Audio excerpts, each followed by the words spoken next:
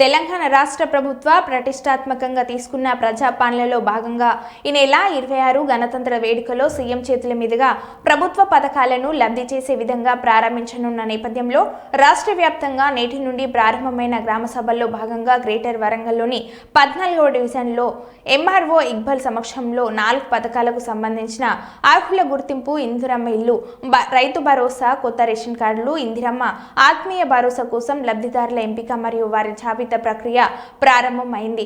సభల్లో అర్హత ఉన్న వారి పేర్లు ఒకవేళ గతంలో సమగ్ర సర్వేలో లేని వారు మళ్లీ దరఖాస్తు స్వీకరణ జరుగుతుందని అధికారులు చెబుతున్నారు. నేటి నుండి ఈ నెల 24 వరకు గ్రామ సభలు జరగనున్నట్లు జిల్లా కలెక్టర్ చెబుతున్నారు. భారతీయ జనతా పార్టీ వరంగల్ జిల్లా ఆధ్వర్యంలో జిల్లా పార్టీ కార్యాలయంలో మన రాజ్యాంగం యొక్క గౌరవ ప్రచార కార్యక్రమం గురించి వర్క్షాప్ నిర్వహించడం జరిగింది. ఈ వర్క్షాప్కు ముఖ్య అతిథిగా బీజేపీ రాష్ట్ర ప్రధాన కార్యదర్శి కాసం వెంకటేశ్వర్లు మాట్లాడుతూ ప్రధాని నరేంద్ర మోడీ 2015 నాడు రాజ్యాంగ ఆమోదం పొందిన రోజున రాజ్యాంగ దినోత్సవాన్ని ప్రకటించారు. అపోహలు సృష్టిస్తే నమ్మకండి. ఇది నిరంతర ప్రక్రియ. రేషన్ కార్డుల ప్రక్రియ అనేటువంటిది నిరంతర ప్రక్రియ. కొంతమంది కావాల్సుకుని ఏంటిదంటే రేషన్ కార్డుల ఏరివేత జరుగుతుంది, రేషన్ కార్డులు తీసివేస్తారు అనేటువంటిది ప్రచారం చేస్తున్నారు. అలాంటిది ఏం లేదు.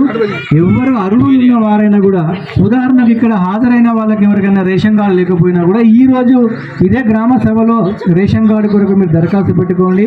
అదేవిధంగా మెంబర్ యాడింగ్ అంటే కుటుంబంలో ఒక పేరును యాడ్ చేయాలి, మా పేరు రాలేదంటే కూడా అప్లికేషన్ ఇక్కడ ఇవ్వచ్చు. ఈ గ్రామ సభ అయిపోయిన తర్వాత కూడా మీరు నేరుగా మా తహసీల్దార్ గారి కార్యాలయానికి వచ్చైనా ఇవ్వచ్చు, మున్సిపల్ కార్యాలయానికైనా ఇవ్వచ్చు.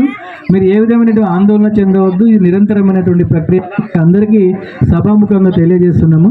అదేవిధంగా ఇందిరమ్మ ఇండ్లకు సంబంధించినటువంటి ముఖ్యమైనటువంటి అదేంటంటే మనకు ఇప్పుడు కులగణన సర్వే జరిగింది. ఆ కులగణన సర్వే ఆధారంగా మరియు ప్రజాపాలనలో ఎవరైతే దరఖాస్తు పెట్టుకున్నారో ఇందిరమ్మ ఇండ్ల దాని మీద ఒక 15-20 రోజులు మన మున్సిపల్ కార్యాలయం సిబ్బంది అందరూ కూడా మన రెవెన్యూ ఉద్యోగులు కూడా కష్టపడి సర్వే చేయడం జరిగింది. సర్వే చేసి అర్హులైనటువంటి ఇందిరమ్మ ఇండ్ల జాబితా అనేటువంటిది మనం ఒక లిస్ట్ అవుట్ చేసుకున్నాము. మన ఏనుమాముల గ్రామానికి వచ్చేసి ఇప్పుడు వెరిఫికేషన్లో ఉన్నాయి 3921 అప్లికేషన్లు ఇక్కడ ఇందిరమ్మ ఇండ్ల కొరకు వచ్చింది. మీ అందరికీ తెలిసిన విషయమే.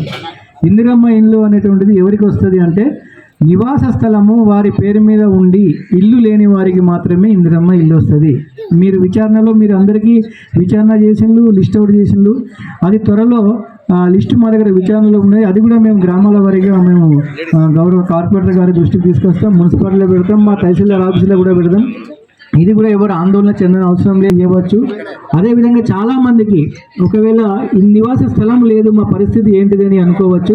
అలాంటి వారు కూడా ఏ విధమైనటువంటి అపోహలకు కానీ భయాలకు కానీ గురి కావద్దు. ఎందుకంటే మనకు డబుల్ బెడ్రూమ్ ఇల్లు కూడా మనకు మంజూరై ఉన్నాయి. ఇప్పుడు మన ఇది ఏన్మాముల గ్రామం అనేటువంటి వర్ధనపేటలో వస్తుంది. వర్ధనపేట నియోజకవర్గానికి సంబంధించిన, వరంగల్ తూర్పు నియోజకవర్గానికి సంబంధించిన మన వరంగల్ మండలంలో 2000 ఇండ్లు మనకు దూపకుంటలో మంజూరైనాయి. అదేవిధంగా మనకు దేశాయపేటలో 200 ఇండ్లు ఉన్నాయి, పైడిపల్లిలో 70 ఇండ్లు ఉన్నాయి. ఎవరైనా జెన్యూన్గా పూర్ వాళ్ళు ఉన్నారు, చాలా నిరుపేదలు ఉన్నారు అంటే ఎలాంటి నివాస స్థలం లేని వారికి కూడా ప్రభుత్వము డబుల్ బెడ్రూమ్ ఇల్లు అనేటువంటిది మంజూరు చేయడం జరుగుతుంది. కాబట్టి దయచేసి ప్రజలందరూ ఇంత పెద్ద సంఖ్యలో హాజరై అనేటువంటి ఒక కార్యక్రమాన్ని ఏర్పాటు చేసింది. ఇందులో భాగంగా మన స్థానిక మండల వ్యవసాయాధికారి, అదేవిధంగా అయితే తహసీల్దార్గా నేను, మా మండల సర్వేయర్ కూడా మొత్తం మన ఏన్మాముల గ్రామంలో ఉన్నటువంటి ప్రతి సర్వే నెంబర్ను కూడా మనం సర్వే చేయడం జరిగింది. సర్వే నెంబర్లు అన్నింటినీ సర్వే చేసి ఏన్మాముల గ్రామంలో ఉన్నటువంటి అన్ని రకాలైనటువంటి వ్యవసాయేతర భూములను గుర్తించడం. ఉదాహరణకు మన ఏన్మాములలో కాటన్ జిన్నింగ్ మిల్స్ ఉన్నవి, ఇండస్ట్రీస్ ఉన్నవి. అవన్నీ కూడా గతంలో మనకు రైతు భరోసా తీసుకోవడం జరిగింది. అవన్నీ మేము సర్వే చేయగా దాదాపుగా మొత్తం మనకు 534 నిర్వహించినటువంటి సర్వే ఉన్నది. అందులో మనము